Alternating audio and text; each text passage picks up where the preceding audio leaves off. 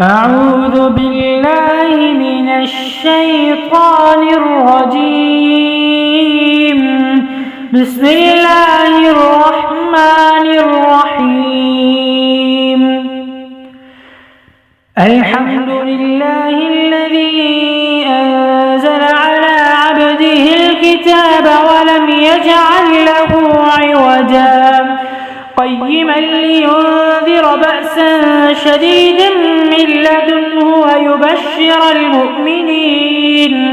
ويبشر المؤمنين الذين يعملون الصالحات أن لهم أجرا حسنا ماكثين فيه أبدا وينذر الذين قالوا اتخذ الله ولدا ما لهم به من علم ولا لآبائهم كبرت كلمة تخرج من أفواههم إن يقولون إلا كذبا فلعلك باخع نفسك على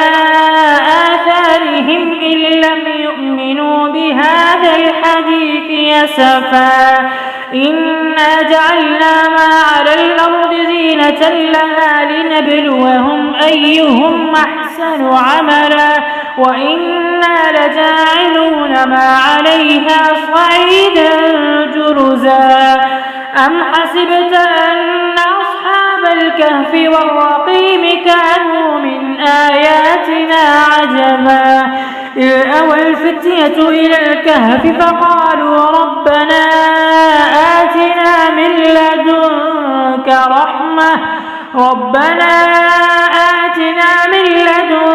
رحمة وهيئ لنا من أمرنا رشدا فضربنا على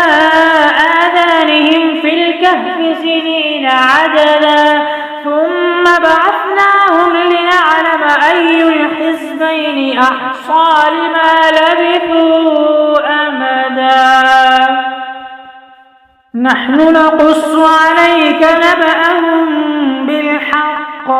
إنهم فتية آمنوا بربهم وزدناهم هدى وربطنا على قلوبهم إذ قاموا فقالوا ربنا رب السماوات والأرض لن ندعو من دونه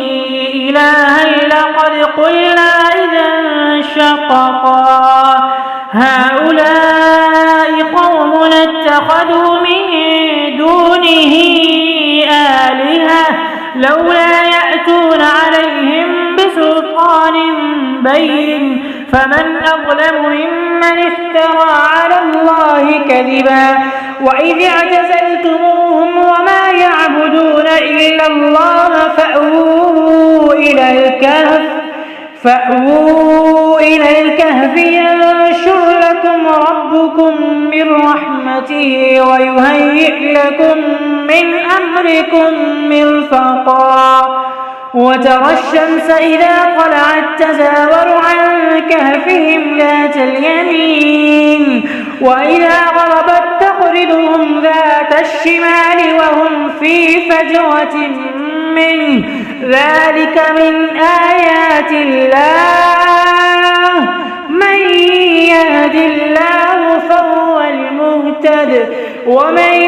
يضلل فلن تجد له وليا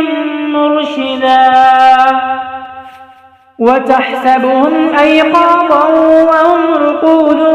ونقلبهم ذات اليمين وذات الشمال وكلبهم باسط ذراعيه بالوصيد لو اطلعت عليهم لوليت منهم فرارا ولملئت منهم رعبا وكذلك بعثناهم ليتساءلوا بينهم قال قائل منهم كم لبثتم قالوا لبثنا يوما أو بعض يوم قالوا ربكم أعلم بما لبثتم فابعثوا أحدكم بورقكم هذه إلى فلينظر أيها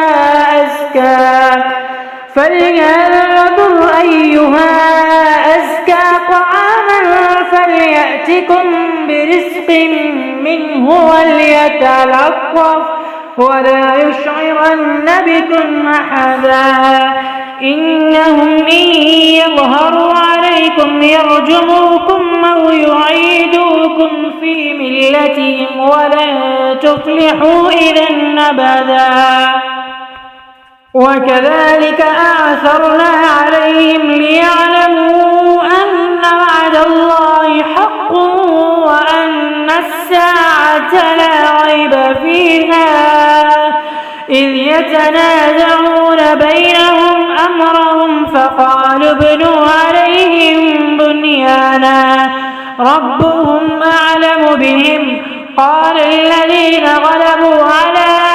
أمرهم لنتخذن عليهم مسجدا سيقولون ثلاثة رابعهم كلبهم ويقولون خمسة سادسهم كلبهم رجما بالغيب ويقولون سبعة وثامنهم كلبهم قل ربي أعلم بعدتهم ما يعلمهم إلا قليل فلا تمار فيهم إلا مراء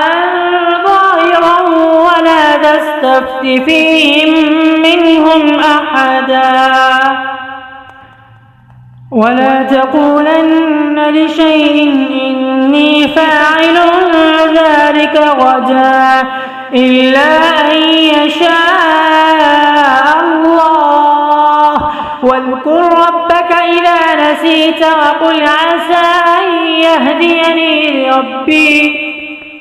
وقل عسى أن يهديني ربي لأقرب من هذا رشدا ولبثوا في كهفهم 300 سنين وازدادوا 9 قل الله أعلم بما لبثوا له غيب السماوات والأرض أبصر به وأسمع ما لهم من دونه من ولي ولا يشرك في حكمه أحدا واتل ما أوحي إليك من كتاب ربك لا مبدل لكلماته ولن تجد من دونه ملتحدا واصبر نفسك مع الذين يدعون ربهم بالغداة والعشي يريدون وجهه ولا تعد عيناك عنهم تريد زينة الحياة الدنيا ولا تطع من أغفلنا قلبه عن ذكرنا واتبع هواه وكان أمره فرطا وقل الحق من ربكم فمن شاء فليؤمن ومن شاء فليكفر إنا أعتدنا للظالمين نارا أحاط بهم سرادقها وإن يستغيثوا يغاثوا بماء كالمهل يشوي الوجوه بئس الشراب وساءت مرتفقا إن الذين آمنوا وعملوا الصالحات إنا لا نضيع أجر من أحسن عملا أولئك لهم جنات عدن تجري من تحتهم الأنهار يحلون فيها من أساور من ذهب ويلبسون ثيابا خضرا من سندس واستبرق متكئين فيها على الأرائك نعم الثواب وحسنت مرتفقا. واضرب لهم مثل الرجلين جعلنا لأحدهما جنتين من أعناب وخففناهما بنخل وجعلنا بينهما زرعا كلتا الجنتين آتت أكلها ولم تظلم منه شيئا وفجرنا خلالهما نهرا وكان له ثمر فقال لصاحبه وهو يحاوره أنا أكثر منك مالا وأعز نفرا ودخل جنته وهو ظالم لنفسه قال ما أظن أن تبيد هذه أبدا وما أظن الساعة قائمة ولئن رددت إلى ربي لأجدن خيرا منها منقلبا. قال له صاحبه وهو يحاوره وكفرت بالذي خلقك من تراب ثم من نطفة ثم سواك رجلا لكن هو الله ربي ولا أشرك بربي أحدا. ولولا إذ دخلت جنتك قلت ما شاء الله لا قوة إلا بالله إن ترني أنا أقل منك مالا وولدا فعسى ربي أن يؤتيني خيرا من جنتك ويرسل عليها حسبانا من السماء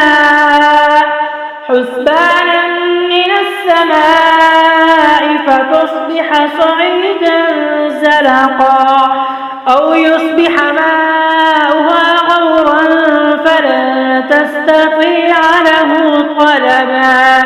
وأحيط بثمره فأصبح يقلب كفيه على ما أنفق فيها وهي خاوية على عروشها ويقول يا ليتني لم أشرك بربي أحدا ولم تكن له فئة ينصرونه من دون الله وما كان منتصرا.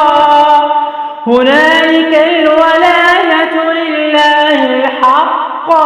هو خير ثوابا وخير عقبا. واضرب لهم مثل الحياة الدنيا كماء أنزلناه من السماء فاختلط به نبات الأرض فأصبح هشيما تذروه الرياح وكان الله على كل شيء مقتدرا. المال والبنون زينة الحياة الدنيا والباقيات الصالحات خير عند ربك ثوابا وخير أملا.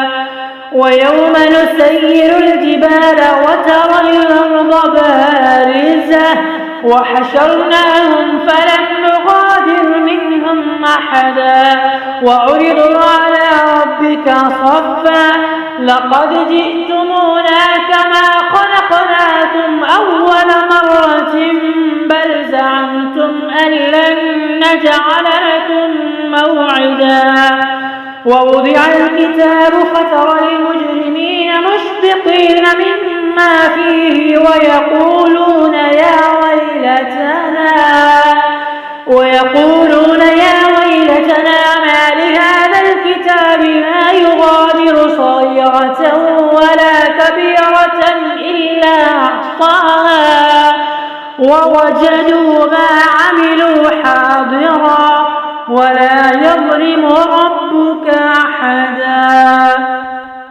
وإذ قلنا للملائكة الملائكة اسجدوا لآدم فسجدوا إلا إبليس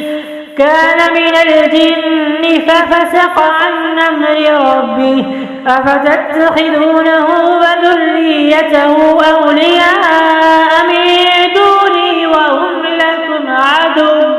بئس للظالمين بدلا ما أشهدتهم خلق السماوات والأرض ولا خلق أنفسهم وما كنت متخذ المضلين عضدا ويوم يقول نادوا شركائي الذين زعمتم فدعوهم فلم يستجيبوا لهم وجعلنا بينهم موبقا ورأى المجرمون النار فظنوا أنهم مواقعوها ولم يجدوا عنها مصرفا ولقد صرفنا في هذا القرآن للناس من كل مثل وكان الإنسان أكثر شيء جدلا وما منع الناس أن يؤمنوا إذ جاءهم الهدى ويستغفروا ربهم إلا أن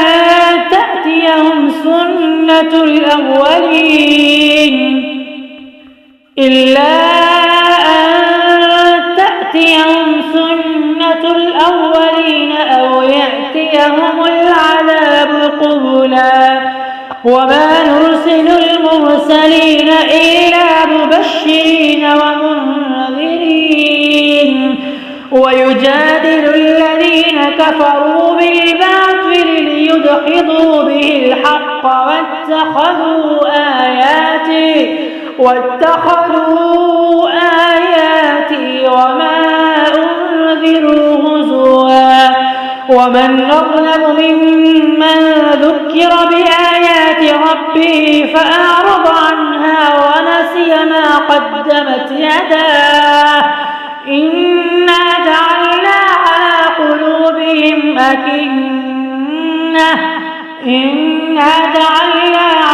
قلوبهم أكنة أن يفقهوه وفي آذانهم وقرا وإن تدعهم إلى الهدى فلن يهتدوا إذا أبدا وربك الغفور ذو الرحمة لو يؤاخذهم بما كسبوا لعجل لهم العذاب بل لهم موعد لن يجدوا من دونه موئلا وتلك القرى أهلكناهم لما ظلموا وجعلنا لمهلكهم موعدا وإذ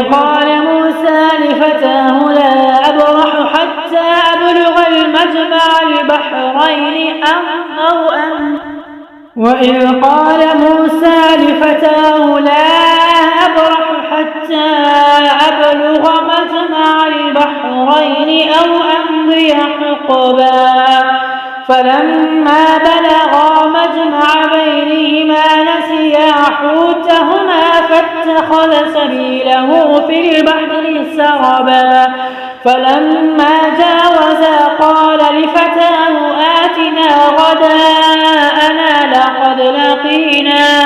لقد لقينا من سفرنا هذا نصبا قال أرأيت إذ أوينا إلى الصخرة فإني نسيت الحوت وما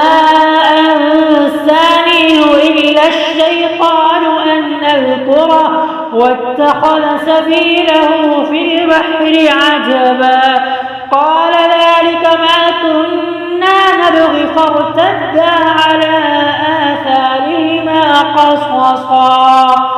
فوجدا عبدا من عبادنا آتيناه رحمة من عندنا وعلمناه من لدنا علما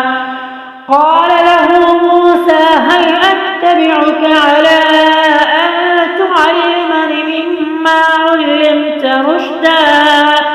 قال إنك لن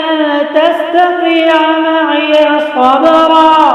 وكيف تصبر على ما لم تحط به خبرا قال ستجدني إن شاء الله صابرا ولا أعصي لك أمرا قال فإن اتبعتني فلا تسألني عن شيء حتى أحدث لك منه ذكرا فانطلقا حتى إذا ركبا في السفينة خرقها قال أخرقتها لتغرق أهلها لقد جئت شيئا نمرا قال ألم قل إنك لن تستطيع معي صبرا قال لا تؤاخذني بما نسيت ولا ترهقني من أمري عسرا فانطلقا حتى إذا لقيا غلاما فقتله قال أقتلت نفسا زكية بغير نفس لقد جئت شيئا نكرا قال ألم قل لك إنك لن تستطيع معي صبرا قال إن سألتك عن شيء بعدها فلا تصاحبني قد بلغت من لدني عذرا فانطلقا حتى إذا أتيا أهل قرية استطعما أهلها فأبوا أن يضيفوهما فوجدا فيها جدارا يريد أن ينقض فأقامه قال لو شئت لاتخذت عليه أجرا قال هذا فراق بيني وبينك سأنبئك بتأويل ما لم تستطع عليه صبرا أما السفينة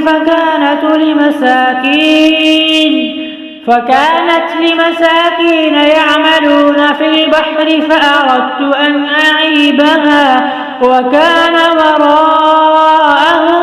ملك يأخذ كل سفينة غصبا وأما الغلام فكان أبواه مؤمنين فخشينا أن يرهقهما طغيانا وكفرا فأردنا أن يبدلهما ربهما خيرا منه زكاة وأقرب رحما وأما الجدار فكان لغلامين يتيمين في المدينة وكان تحته كنز لهما وكان أبوهما صالحا فأراد ربك أن يبلغا أشدهما ويستخرجا كنزهما رحمة من ربك وما فعلته عن أمري ذلك تأويل ما لم تستطع عليه صبرا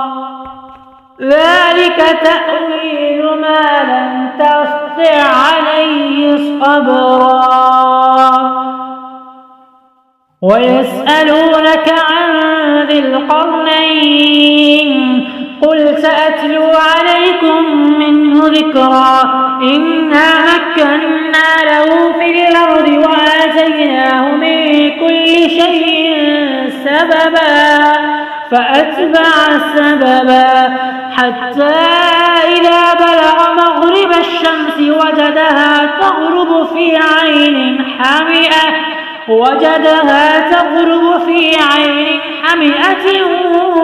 ووجد عندها قوما قلنا يا ذا القرنين إما أن تعذب وإما أن تتخذ فيهم حسنا قال أما من ظلم فسوف نعذبه ثم يرد إلى ربه فيعذبه عذابا نكرا. وأما من آمن وعمل صالحا فله جزاء الحسنى وسنقول له من أمرنا يسرا ثم أتبع سببا حتى إذا بلغ مطلع الشمس وجدها تطلع على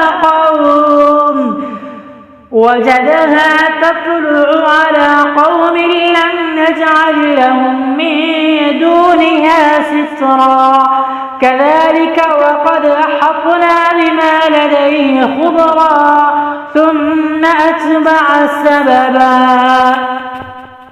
حتى إذا بلغ بين السدين وجد من دونهما قوما لا يكادون يفقهون قولا قالوا يا ذا القرنين إن يأجوج ومأجوج مفسدون في الأرض فهل نجعل لك خرجا على أن تجعل بيننا وبينهم سدا قال ما مكني فيه ربي خير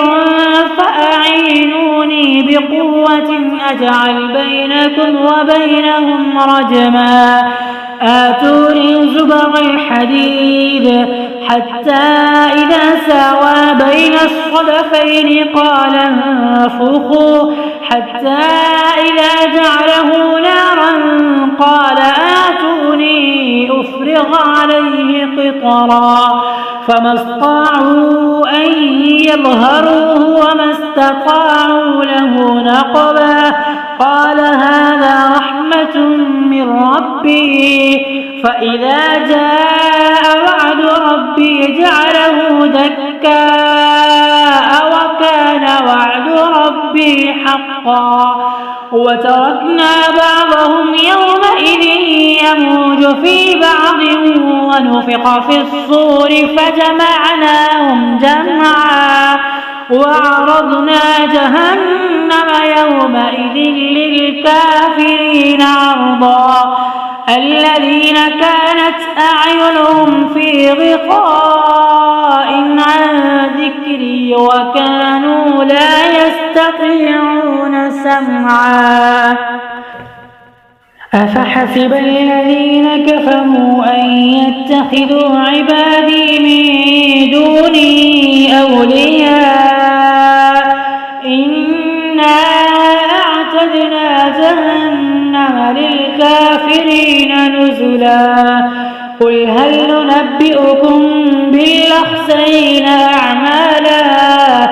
الذين ضل سعيهم في الحياة الدنيا وهم يحسبون أنهم يحسنون صنعا أولئك الذين كفروا بآيات ربهم